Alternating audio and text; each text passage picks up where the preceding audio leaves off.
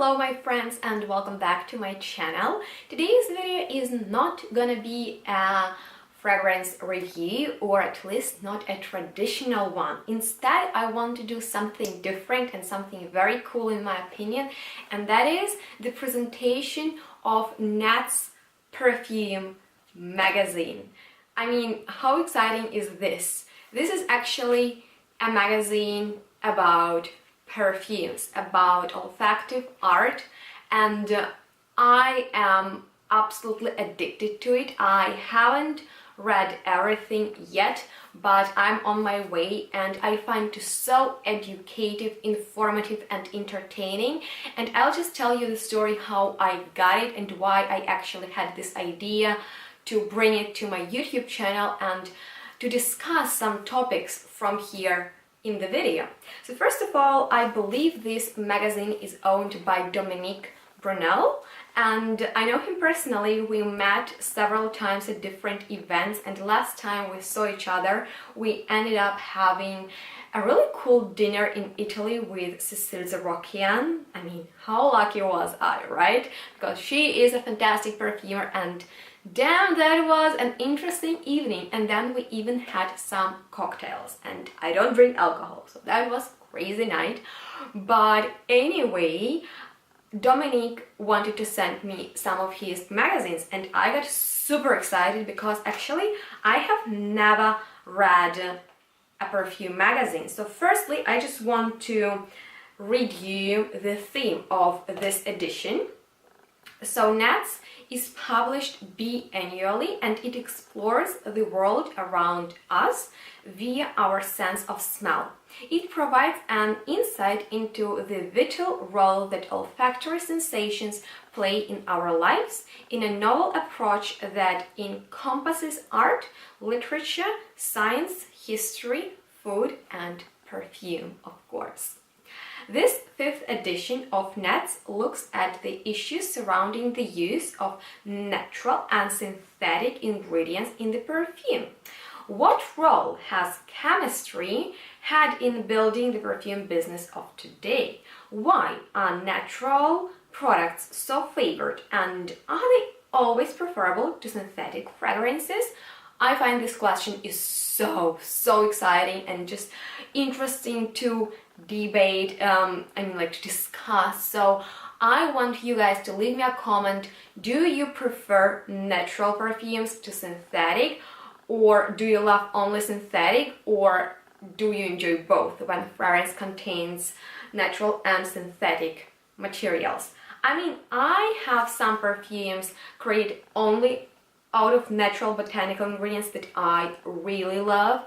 There are some synthetic perfumes that are great, but actually I'm a fan when both kind of like sides of this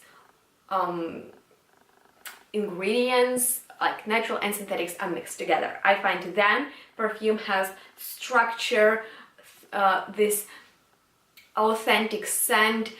It is long-lasting, and it just has complexity.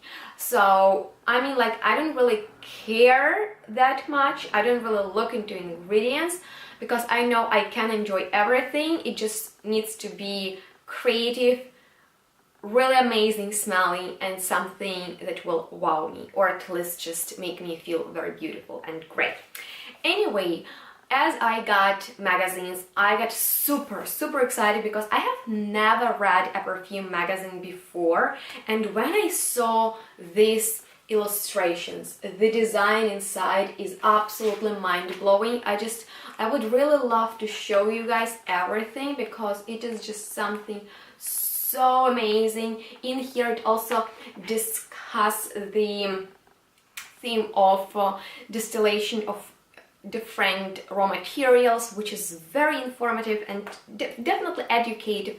This is a nice thing to read for those who are interested in more like chemistry and what is inside the bottle, how it was created and stuff like that. So I'm living for that. I want to become a perfumer myself, and I don't plan to go to a perfume school because I just believe I have enough talent and I will just play with ingredients and we'll just see how it goes. I don't think that I'm gonna be a super master perfumer, but I mean, like, I think I'll have fun on my own. And other way to educate myself is through literature, and in here, for example, it is not only entertaining and informative, it is actually very educative. I just want to just point that out. And as we were laying in the bed with my mom, I kind of like translated a little bit the articles to her, and then she was like, how cool would that be if you would discuss some interesting articles with your audience in your videos, and just like say that if you want full information, just get yourself a magazine and read it, and it is really worth it. I've never even cared that much, but I mean, like, I'm so glad that Dominic sent it to me. And as I was just like going through it and reading just, you know, like the titles, I saw one article which really intrigued me because it is called Parfum d'Empire, a Sovereign Affair. And I was like, Parfum d'Empire, that name tells me something. And that is because they sent me one travel spray of their AMBERY for my video about best AMBERY perfumes, and I loved it so much that it was like heady, beautiful oriental amber, very warm. My boyfriend loves it, and normally he doesn't care about perfumes, and that one, like, it was quite a wow for us. It is a beautiful winter perfume, we'll love it very much. And then they also sent me a sample of their newest release back then. It is called Le Cri de la Lumière, and I mean, I wore it every morning, every Sunday or Saturday morning, basically every weekend morning in the winter, because it is obsession. It is obsession. I am getting a bottle of it, or a travel spray, and this is the whole article about him, about the perfumer, who's called Marc-Antoine Corticciato, and it is just super interesting to read about the perfumer himself, about his path, how he created his brand. So basically, he was grown in Morocco. Anyway, he was just very passionate about animals, and especially horses, because he says, I envisioned a career in horse riding, but I was also eager to understand plant scents, which eventually led me down other paths. I was drawn to the chemistry of fragrant plants. So he has gone through different things. He started create formulas for aromatherapy, which meant there were dual parameters to consider. Therapeutic and olfactory, that is what he said. And meanwhile, he set up a production plant of essential oil in Madagascar, and he split his time between the lab and long stays in the bush. This deep intimacy with the land allowed him to get even closer to plants and rural life, from which he learned a lot.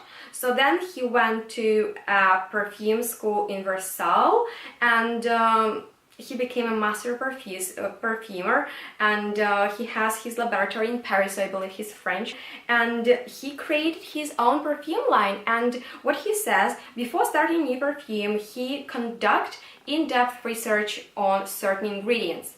He selects them based on their origins and chooses the properties that fulfill his requirements.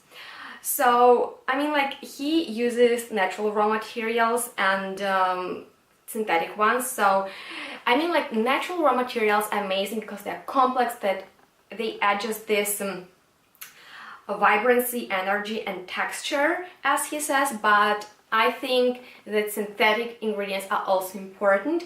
Maybe they're not for everybody, and I really accept that. I mean, like, no problem. There are some natural perfumes that I love, and I have no problems with longevity. Just to say that synthetics are bad is not right, because actually, thanks to synthetic ingredients, this whole perfume industry made a huge like step forward in the development. So anyway, he just explains that these days niche no longer means that much and does not indicate either quality or creativity. This is where the absolute necessity of trusting your own nose comes from. And I totally agree. You just need to smell a perfume and you just need to ask yourself, have I smelled it somewhere else? Is it new? Is it creative? Is it something that is an artistic work? This is how I kind of like judge perfumes, even if even that is not a good word. I mean, like when I smell a perfume, I just have a lot of thoughts, and I mean, like if it's like wow, and what is that, and I have never smelled anything like it, then I'm interested. But if it's like something boring, something like a cologne that has been done over and over again, then I'm not interested. And anyway, he has a lot of perfumes. This new one, Le Cree, is 17th perfume in his collection, and I just want to tell you something about it. This is very clean perfume, and the idea was to built around amber seed. The perfume created a luminous stripped back type of shipper that surprises the audience and clientele. He wanted to talk about radiance, about light, and used to express an idea of rebirth. And since style serves to convey the story that he wanted to tell, he needed to use more refined phrasing than he usually does, although he is not renouncing colorful creations. Anyway, this is just like perfume that is not that simple. It doesn't really tell you all the secrets at the first sniff. It is a clean perfume. It has a note of iris, but it is not that powdery at all. It smells a lot of amber seeds, and it is multifaceted, like it has a lot of different facets, and I love that about it very. This is a perfume of perfect weekend morning, and actually I wore it a few months in a row every weekend in the winter, and now I associate it with winter, of course, when I smell it. So today I wanted to refresh my memory of it. I sprayed it on my pajama and I still can smell it, which is crazy because I didn't even spray it on my skin.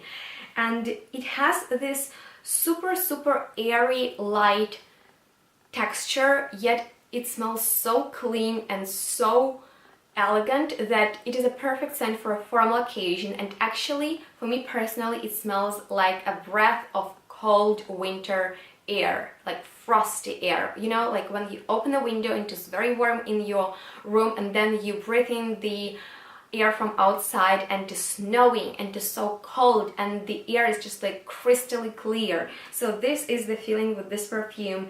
It has this vegetal side of amber seeds. It is musky, it is very clean, it is just beautiful, not powdery, and I'm obsessed with it. I really want to get a bottle of it, and I want to, you know, like discover other perfumes from this house. So if you're familiar with it, leave me a comment which ones should I smell next. And I find in all, like to sum up, that it was interesting to learn about the house from the magazine, and there are so many other interesting things to talk about. So if you want me to do this these type of videos more often, please let me know that. I thought maybe 2 times a month, so maybe I'll just pick topic that sounds very interesting to me and would be interesting to discuss with you, and maybe I'll just read a little bit to you, and then if you're interested in full information and you're interested in that article, then feel free to purchase this magazine because it's so educative. It is amazing, you know.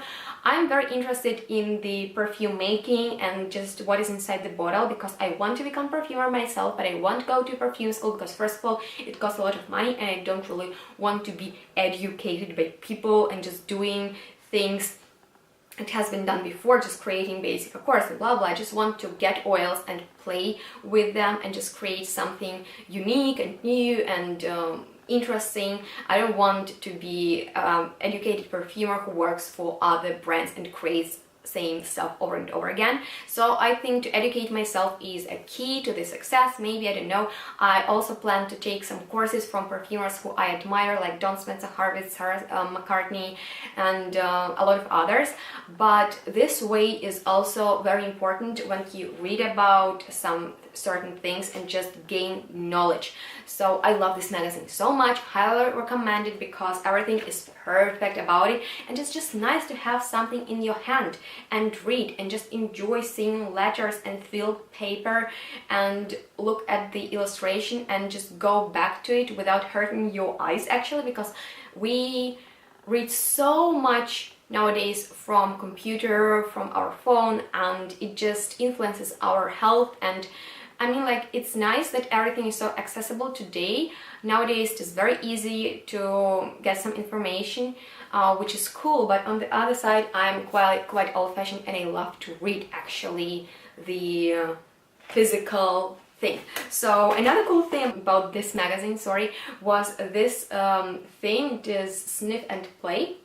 You have two oranges, you need to scratch on them and just guess which one is synthetic and which not, and we did it with my mom and we both guessed right. So the synthetic orange was just something that is familiar to us from perfumes. It smelled very intensely like orange blossom, and the other one just was more real but also more subtle. So anyway, that is probably all for this first video. I hope you enjoyed. If so, please give me a thumbs up, subscribe to my channel, and stay tuned, smell good, and we'll see each other in the next one really soon. Bye guys.